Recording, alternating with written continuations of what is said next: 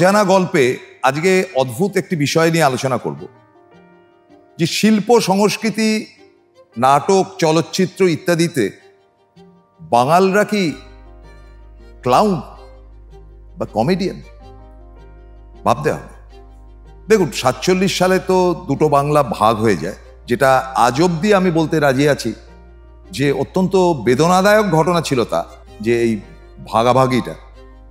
আজ একসাথে থাকলে সর্বকালের শ্রেষ্ঠ সংস্কৃতির পীঠস্থান থাকতো পৃথিবীতে এই দুই বাংলা, এটা আমি চ্যালেঞ্জ করে বলতে পারি। আর দেখুন, সাহিত্যের কথাই যদি বলেন তাহলে রবীন্দ্রনাথ থেকে শুরু করে সমস্ত বিখ্যাত সাহিত্যিক, পরবর্তী অধ্যায় সুনীল গঙ্গোপাধ্যায়, সমরেশ বসু, শীর্ষেন্দু মুখোপাধ্যায়, প্রত্যেকেই কিন্তু ওপার বাংলা থেকে আসা।